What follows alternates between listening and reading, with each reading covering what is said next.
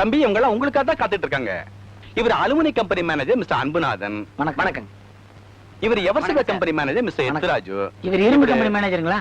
எப்படி கரெக்டா சொன்னீங்க தம்பி? பார்த்தாலே ஒரு மாதிரியா தான் இருக்காரு சார். நீங்க என்ன பழைய பேப்பரா?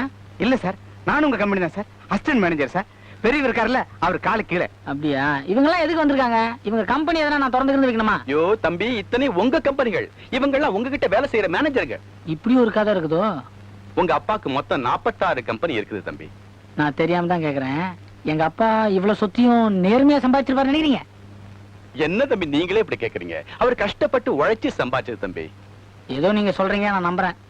அவருக்கு கொடுத்து வைக்கல, திடீர்னு இறந்துட்டாரு. ஆமா, 46 கம்பெனியை கட்டி வைக்கணும்னு வச்சுங்க, படியேறி இறங்கிய மனுஷன் சாக வேண்டியதுதான். இந்த பாருங்க, நான் கொஞ்ச நாள் நல்லா இருக்கணும்னு ஆசைப்படுறேன். அதனால இந்த வேலையெல்லாம் நீங்களே பாத்துக்கிறீங்க.